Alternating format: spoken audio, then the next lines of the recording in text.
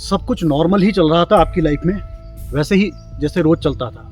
लेकिन फिर अचानक एक दिन ऐसा क्या हुआ कि जिससे आपकी पूरी ज़िंदगी ही बदल गई।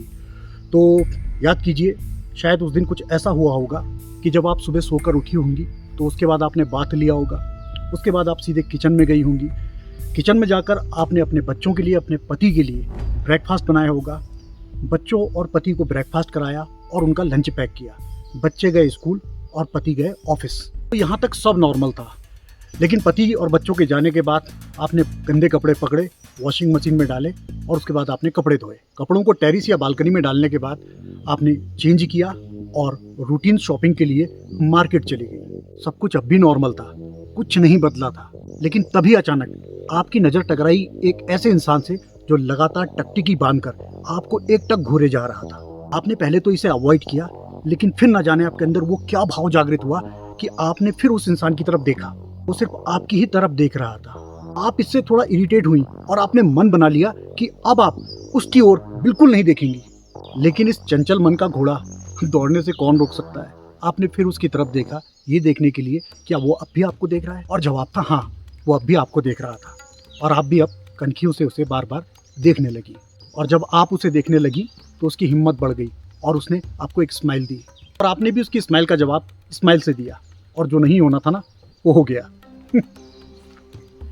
अब तो ये देखा देखी का मामला रोज होने लगा।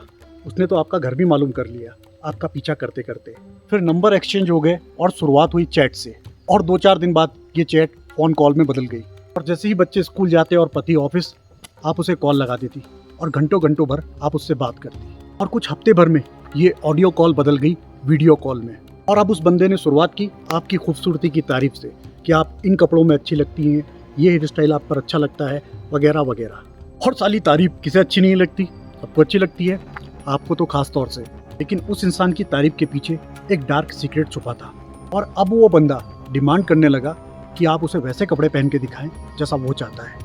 आपको उससे बात करने की लत लग गई थी, इसलिए ना चाहते हुए भी आपने वो सब कुछ किया जो वो चाहता था। लेकिन वो इतने में कहाँ रुकने वाला था, उसे तो आपसे कुछ और चाहिए था।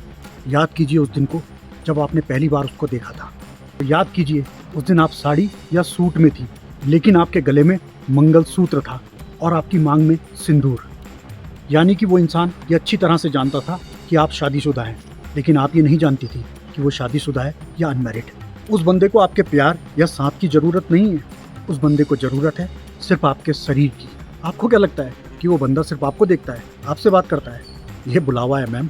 जिस दिन आपने उसको पहली बार देखा था और आप जब वहाँ से चली गई थी तो उसने ना जाने कितनी औरतों को इस प्रकार से देखा। लेकिन आपका दुर्भाग्य कि आपने उसे देखा, बाकी औरतों ने उसे इग्नोर कर दिया।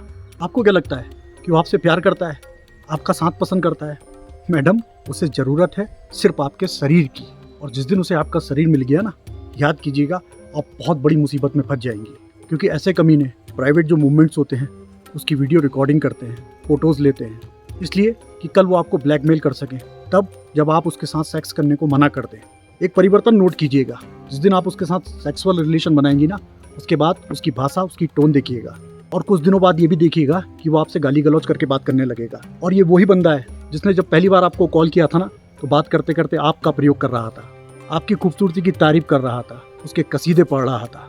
और आज कंडीशन ये हो गई है कि आपको गंदी गंदी माँ बहन की भद्दी गालियाँ बकता है। तो अगर आप ऐसे किसी कमीने इंसान के चक्कर में हैं तो तुरंत उससे रिश्ता ख़त्म कीजिए। और अब अगर कंडीशन ये है कि आप उसके साथ सब कुछ कर चुकी हैं और आपके रिश्ते को कुछ महीने हो गए हैं, तो मैडम तब भी आप इससे बाहर निकल सकती हैं। तो आप कहेंगी कैसे? उसके पास तो मेरी फ़ोन कॉल्स हैं, फ़ोन रिकॉर्ड्स हैं, वीडियोज़ हैं, फ़ोटोज़ हैं। और अगर मैं उससे कहीं रिलेशन ब्रेक करती हूँ तो वो कमीना ये सारे सबूत आपके हस्बैंड को ना दे दे या सोशल मीडिया पे वायरल ना कर दे। यही डर है ना आपको?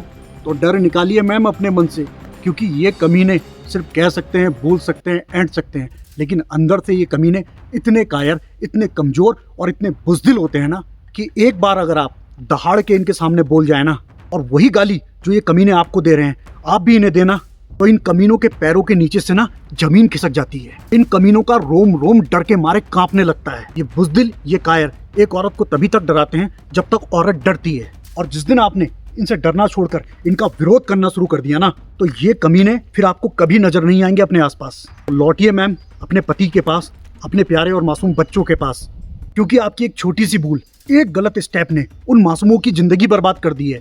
उनका कोई कसूर नहीं था मैडम। जैसे उस नर्क में जाना आसान था ना मैडम, वहां से लौटना भी बहुत आसान है मैम। बस थोड़ा सा साहस दिखाइए और थोड़ी सी इच्छा शक्ति, और ना किसी से कुछ शेयर करने की जरूरत है और ना किसी को कुछ बताने की, क्योंकि आपकी हेल्प सिर्फ आप ही कर सकती हैं मैडम। और अगर आपने ये सारी बात किसी और के साथ शेयर की ना, तो फिर आप और बड़ी मुसीबत में फंस जाएंगी।